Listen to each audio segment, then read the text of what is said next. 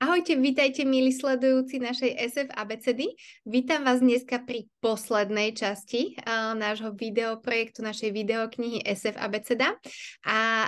Na túto špeciálnu časť sme si pošetrili koučovací rozhovor, na ktorom si ukážeme spoločne všetky prvky SF prístupu, ktoré sa nám podarí tam ukázať a odhaliť. Dnes sme si prichystali pre vás takú špeciálnu tému, na ktorej by sme radi ukázali, ako krásne sa dá koučovanie využiť v téme, kde potrebujeme dosiahnuť nejaký cieľ, ktorý nás nejakým spôsobom netrápi, neťaží, ale máme myšlienku, s ktorou by sme chceli kreatívne pracovať a niečo z nej vytvoriť. Kiri si pre nás prichystala takúto krásnu tému, ani sme netušili, aká bude skvelá na ilustráciu tohto koučovacieho momentu alebo prínosu. No a už asi skončím tento úvod a posuniem slovo Maťke, ktorá otvorí koučovací rozhovor. Ďakujem. Dobre, tak poďme na to. Kiri, kam by si sa rada dostala, keď skončíme týchto pár minút tejto ukážky, tohto rozhovoru? Ja od tej chvíle, ako som začala o tom rozmýšľať, tak sa mi ešte veľa toho nevyjasnilo o tom, že kam by som sa chcela dostať. Ale myslím, že by ma potešil akýkoľvek posun smerom k predstave, alebo takej jasnej predstave o tom, aký formát by som vytvorila z tej myšlienky, z tej inšpirácie, na ktorú som natrafila teraz cez víkend na chalupe. A poviem hneď aj to, že o čo ide, lebo je to vec, starý predmet. Je to staré sito. To má také sito s dreveným okrajom a kovovou tou mriežkou, tým sitkom. A ono to bolo také, že malo v sebe evidentne už niekoľko dier a tie diery boli zaplátané. Zaplátané drôtmi. A mňa to veľmi fascinovalo, pretože si vravím, že my tu rozprávame a teraz je to také hej, že trvalá udržateľnosť alebo niečo také, nejaká šetrnosť alebo dôraz na ekologické otázky a konanie. A vravím, títo ľudia, ktorí to si to zaplatávali, tí nemali šajnu o ekológii, alebo určite aspoň ju tak nenazývali, ani o trvalej udržateľnosti, ani o iných takých tých hitoch. A napriek tomu oni to žili. A ja som pozerala na to sito a vravím, že bože, toto by som chcela nejako osloviť túto myšlienku. OK, čiže si povedala, že sa chceš kúsok posunúť v tom, že aký formát vytvoriť pre túto myšlienku. A keď sa tam posunieš, tak v čom to bude pre teba iné? Čo ti to prinesie? Mám taký pocit, že odovzdám svetu nejaké posolstvo potom. Že upozorním na to, že aj toto je dôležité, že zachovávať staré veci a nemávnuť nad nimi rukou, že to už treba vyhodiť. Ale znova sa vrátiť k tomu. Ja si pamätám ešte, ja som taký pamätník, musím sa k tomu teraz priznať, lebo ja viem, čo to je štopkať ponožky a viem, čo je to plátať kolena, teda vyderavené nohavice, tepláky alebo čokoľvek. Ja ako decko som chodila v zaštopkaných ponožkách a zaplataných teplákoch, takže mi to príde také ako keby návrat k niečomu, k nejakým hodnotám, ktoré som kedysi zachytila od svojich prarodičov. Keď odovzdáš to posolstvo svetu, tak v čom to bude pre teba prínosné? Ako prvé ma napadlo, že vzdám hold ľuďom, ktorí toto robili.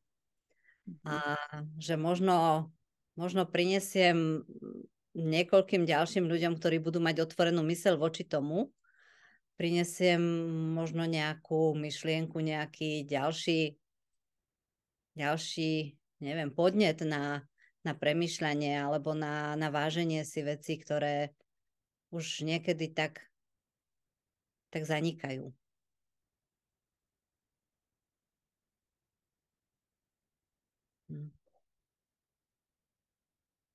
Až mi je úplne, že tak čudne. A čo tam cítiš to? Také...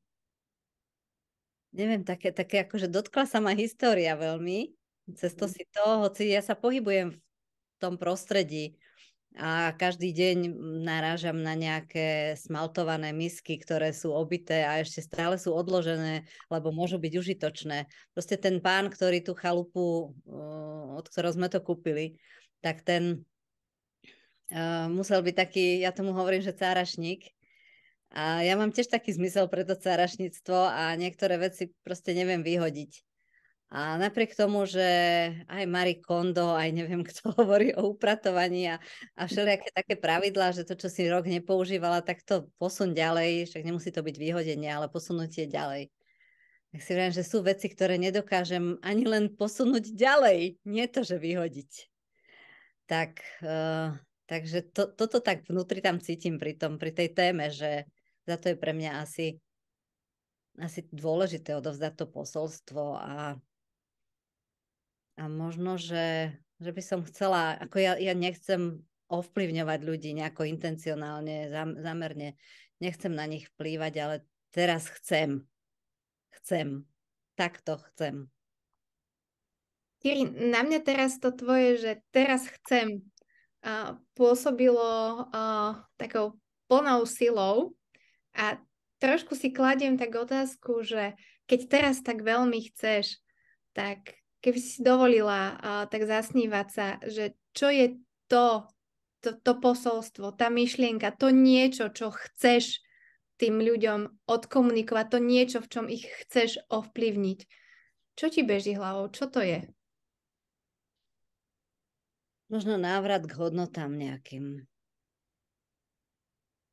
Asi k tomu, že veci nie sú veci. Veci sú proste vytvorené niekým. Veci sú hodnotné, aj keď nie sú dokonalé. Mm-hmm. A že rozmýšľajme o tom, že či sa ešte nedajú využiť.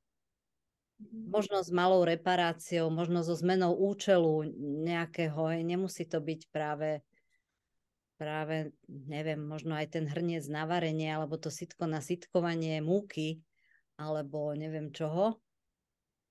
Ale proste ako sa dajú využiť. Že nielen ako dekorácia, napríklad aj, čo je tiež fajn pre mňa, lebo vidím po týchto chalupách tiež, že ľudia si to zakvačia len tak, ako z nostalgie, možno ako dekoráciu, takú maľovanú, smaltovanú misku na stene. Tak.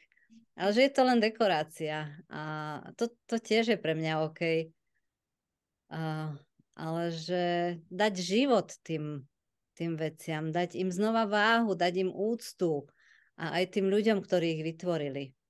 Tým že ich začneme znova na niečo používať, tak ako keby sme im predložili život a že tí ľudia možno, pán Boh vie, kde už sú, tak, že začnú, akože v tom predmete žijú ďalej, no. Také všelijaké ťažké veci mi idú hlavou, až sa to mi aj tak ťažko o tom hovoriť, ale toto sa mi zdá, že toto chcem, takéto posolstvo nejaké odovzdať. Mm-hmm. Jak o tom rozprávaš, tak mne sa to javí, že je to pre teba veľmi dôležité. Mm-hmm. Takú hĺbku. Mm-hmm. A zároveň som si tým aj vďaka tvojej otázke uvedomila, že čo nechcem. Mm-hmm. Že nechcem, aby to pôsobilo mentorsky nejako tak, akože aby sa tí ľudia pri tom cítili blbo, že čo ja viem, možno už zahodili nejakú vec a si povedia, že akože nechcem tým ľuďom spôsobovať výčitky svedomia. Mm-hmm. Ale ich chcem podnietiť len inak sa pozerať na tie veci. Mm-hmm. Pozrieť sa na ne ako na odkaz. Viete mi teraz myšlienka, tak ju musím povedať, aby ma nezamestnávala, že my tam nachádzame veci, o ktorých netušíme, na čo slúžia. Proste kovové zhrdzavené niečo. A ja neviem, lebo nie je to ani motika, ani hrable, ani niečo, ale má to nejaké tvary, niektoré to aj pekne vyzdobené. A o niečom som sa dozvedela, že toto slúžilo na to, že vlastne keď asi voli alebo kone, neviem čo, proste záprah, že mali to na sebe. No tak akože ja už toto neviem využiť nejako, ale možno, že niekto iný to ešte môže využiť, alebo keď aj nie, tak sa to môže využiť na niečo iné. Možno. Takže len takto, že možno to podnietiť zamyslenie sa o tom, že keď s týmto neviem, čo by som spravila, lebo neviem, čo to je, tak sa niekoho popýtať na to, alebo nájsť, proste zahrabať sa do nejakých kníh starých, aby som to na obrázkoch vedela identifikovať, hoci čo, alebo na internete nájsť, to je jedno, aj spôsob, že aký, len nájsť to, že na čo to slúžilo a ak sa to dá využiť, tak možno to využiť. No, ale odišla som už dosť ďaleko od toho môjho sita, tak len dobre, že to posolstvo teraz sa mi takto kryštalizuje. Mňa celkom zaujíma, či teda tá myšlienka, ktorú som mala na začiatku, že by si chcela mať jasnejšiu predstavu, tak či vďaka tomu, čo si tu všetko si popremýšľala a povedala nahlas, či sa ti už začína tak trošku vyjasňovať? No, zamyslela som sa nad tým, že ako by sa to dalo urobiť, aby to naozaj nezbudilo v ľuďoch výčitky svedomia, čo možno, že sa úplne zbytočne tým trápim, lebo možno, že to vôbec nepôjde tým smerom. Ale to možno, že aby to nepôsobilo mentorsky. Ako veľmi by som nerada, aby to vyzeralo tak, že pozrite sa, ja robím dobre a vy robíte zle, alebo robte to tak ako ja, takto dobre to robte ako ja. Lebo to vôbec nemám taký pocit, že by som v tomto mohla ísť príkladom. Ale tak sa mi to nejako kryštalizuje teraz, že ten formát by mal byť veľmi subjektívny. Taký, že je to proste moja agenda, môj nejaký, že úchylka, ale niečo na ten spôsob, že sa tými starými vecami nejako stále zapodievam. A že by som chcela tých ľudí možno pozvať do toho, že ak v tom vidia zmysel, tak nech to robia nejakým svojím spôsobom.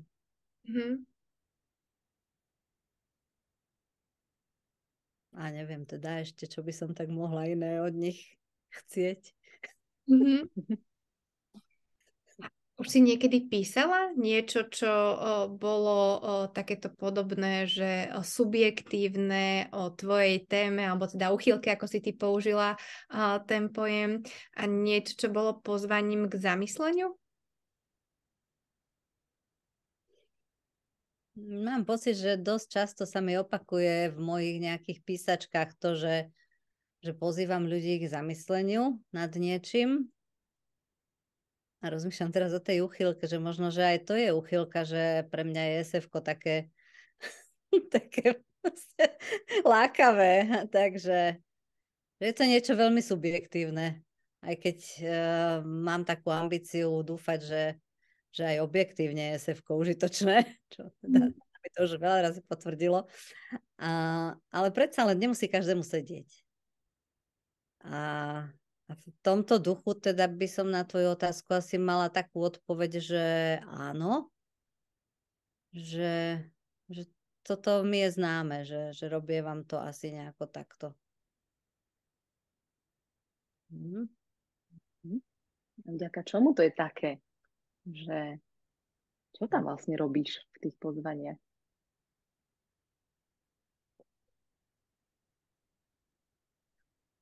Teraz trošku varím z vody, lebo neviem to zovšeobecniť a dokonca si neviem spomenúť ani na nejaký jeden príklad, na nejakého článku svojho alebo niečoho, že by som tam mohla povedať, že čo som tam vlastne také urobila. len tak tuším, že asi som robila také, že nejaký môj vzťah k niečomu som zdieľala. Že som to predstavila nejako a že som vysvetlila, že prečo je to pre mňa také významné. Neviem, teraz mi skočila mi myšlienka inde. Neviem, či poznáte, možno, že na LinkedIne ste zachytili a občas dosť často teda zvyknem lajkovať príspevky Olgy Vlachinskej. Olga píše veľmi pútavým, zaujímavým spôsobom o veciach takých bežných, každodenných. A vždy je tam kus takého jej ako keby hodnotového rebríčka cítiť v tom. A píše až také veci, že človek niekedy, ako ja nemám chuť s ňou polemizovať, lebo ja s ňou veľmi súznem, ale proste tak ako vyprovokuje reakciu tých druhých ľudí. A kľudne tam akože že také možno aj polemické veci, že prináša. Takže je to výzva na zamyslenie potom, keď to ona takto spraví. A niekto sa tomu pridá, niekto zase začne polemizovať, že akože taká diskusia sa o tom rozvinie. To sa mi na tom tiež páči. Kam ťa to posúva v tomto tvojom, že hľadaš formát vhodný na odprezentovanie tohto? No, dobre, že sa toto pýtaš teraz, lebo presne to, že keby som vedela, že ako to tá Olga robí, že by mi to dosť pomohlo pri tom formáte. A ona je taký tvorivec, možno, že by som si mala zase prečítať nejaké jej príspevky a že by som len jednoducho zachytila takú ten vrkoč, ten ako jej idú myšlienky, ako to urobí. A že by som skúsila s mojou myšlienkou urobiť niečo podobné, však to sa nedá, že copy-paste, ale že tá polemika sa mi v tom zapáčila, keď som si to uvedomila, že aby to nebolo, že len taká ako keby óda na tie staré veci, ale aby tam bola nejaká výzva, niečo takéto. A dokonca ja sa pohrávam s tým, vy to možno už máte dávno maličko, ale ja napríklad vôbec neviem, ako na LinkedIne fungujú, tam je možnosť hlasovania. Takže niečo také interaktívne by som chcela, že aby ľudia aby ich to nejako vybudilo k tomu, aby urobili takú reakciu. Čo hovoríš, tak to vyzerá, že chceš si vybrať LinkedIn alebo nejaký iný. Okay. No, tam sa mi zdá, že je dobrá cieľová skupina na to. A čo pre teba ešte znamená ten formát? Že to je vlastne čo?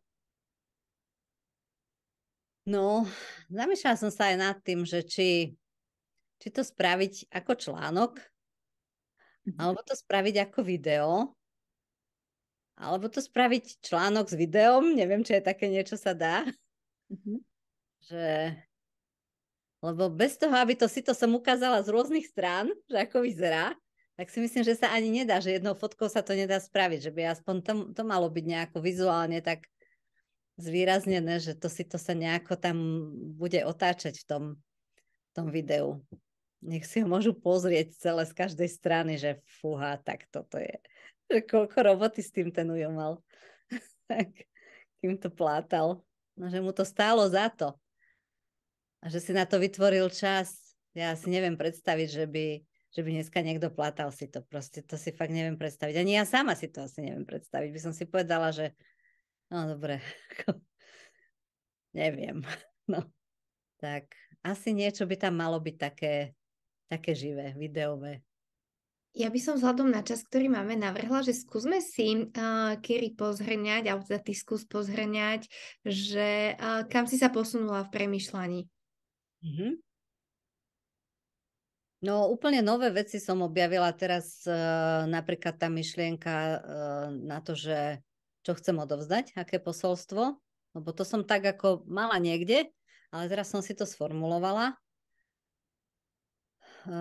Myslím, že som si celkom dobre vydefinovala aj to, že čo chcem a čo nechcem v tom, aby bolo. Keď mi napadlo s tou Olinkou, tak som si tak povedala, že niečo sa od nej teda naučím, alebo aspoň inšpirujem.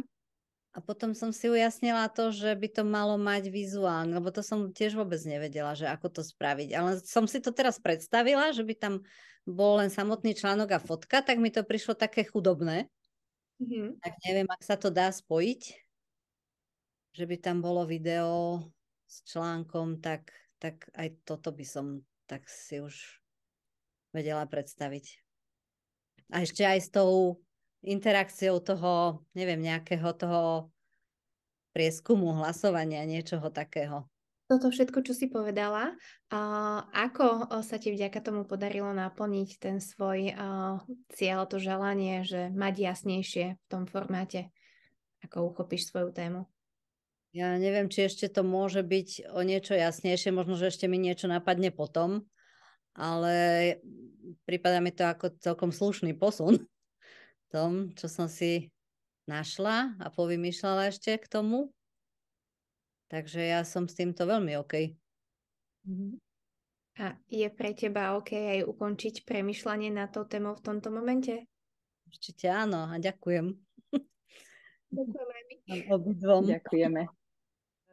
Teraz nadišiel čas pozrieť sa na to, že čo SF a Solution Focus prístupu sme vlastne využili pri tomto rozhovore. Poďme na to. No, poďme.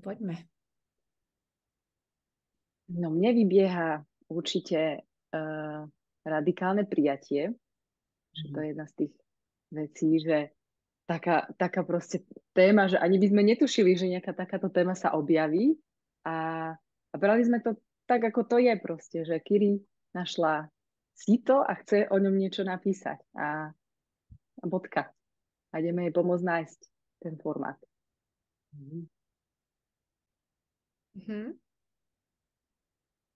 Môžem aj ja prispieť do toho, že? Samozrejme.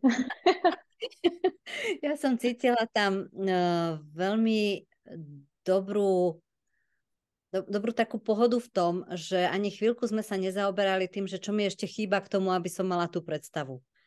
Som tak pociťovala, že ako určite to bolo o tom, že keby ste sa ma boli opýtali na škálu, tak som niekde dole na škále a že keby to koučoval kouč, ktorý nie je SF, tak by sa opýtal, že a čo ti ešte chýba k tomu, aby si tú predstavu mala. A toto bolo, neviem, ako si to urobila, ktorá z vás to bola teda, takže že aké otázky sa tam udiali, ale teraz tam v tom som videla, že to ide vyslovene v rovine riešení. Teraz si oslovila vlastne ten znak Solution Focus prístupu, že môžeme teda byť buď v rovine rozprávania o probléme, alebo v rovine rozprávania o riešení a nám sa podarilo byť v tej rovine rozprávania o riešení. Potom tam bolo aj sústredenie na tú želanú budúcnosť alebo na to tvoje želanie, že bola by si rada, keby výsledkom toho zamyslenia bolo, že budeš mať jasnejšiu predstavu. A toho sme sa vlastne držali. Aj sme si to overovali a sústredili sme sa na to, aby to, o čom sa rozprávame, podporovalo alebo umožňovalo, aby sa to vyjasňovalo. A zostali sme na povrchu. Nešli sme do nejaké hĺbky, že ako meste si našla to sito, alebo aké bolo veľké, ale ja neviem ešte aké detaily rôzne. A čo sa ti na tom páči, site, neviem. Ale išli sme proste presne tam, kde si chcela ísť ty. Hľadali sme to tvoje. Áno. Všetky detaily, ktoré ste sa ma pýtali, tak sa týkali už hľadania riešenia, že nie toho súčasného stavu, že opis terajška alebo nejaké opisovanie toho predmetu, že také ako keby zvedavé skúmanie samotnej veci a nie toho, čo ja chcem. Že tam ste ušetrili veľa času podľa mňa tým zameraním pozornosti na na to, čo chcem a čo už mám na to. A zdroje, to som ešte tam cítila, že nie len, že ste hľadali moje zdroje v tom, že kedy sa mi už niečo podobné podarilo v minulosti, ale že ste mi nechávali priestor na to, aby som si tie veci hľadala. Cítila som tam takú dôveru v to, že keď zostanete ticho a dáte mi ten priestor, takže ja si tam nejaké veci ponachádzam, poujasňujem. Lebo napríklad tá Olinka mi prišla úplne, že len v takej chvíľke ticha na rozum. Byť ticho je mocný nástroj kouča. Nezavadzať partnerovi, keď premýšľa. A čo som tam ešte cítila a videla, počula a že sme sa snažili pozerať na teba ako súčasť nejakého väčšieho systému, že kam to potom pôjde ďalej, keď toto celé vytvoríš, čo to ovplyvní, komu to odovzdáš a tam si to vlastne vydefinovala, že to posolstvo, že vlastne ľuďom svetu. A veľmi o hodnotách to bolo tiež nejaký taký ten tvoj systém hodnotový. Áno, a nebolo to o mne ako o osobnosti, ako mojich nejakých nediagnostikovali ste ma tam, ale ste išli po tom, čo je pre mňa dôležité a čo chcem osloviť, ako to chcem osloviť. Keď si teraz povedala, že sme šli po tom, čo bolo dôležité, nielen, že sme sa sústredili na to, čo komunikuješ ako dôležité, ale aj sme to oslovovali, keď si tú dôležitosť prejavovala.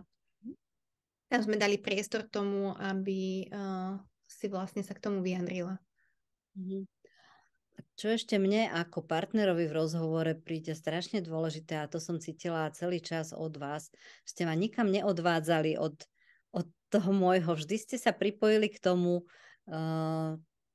toku nejako, k tomu môjmu prúdu rozmýšľania a niečo z toho ste zachytili a rozvinuli presne to, čo som potrebovala, že necítila som tam, že idete podľa nejakého predpisu, že ako to treba robiť, ale pripájate sa na to, čo počujete a že len tam zachytávate tie prvky, ktoré môžu nejako vytvoriť to riešenie.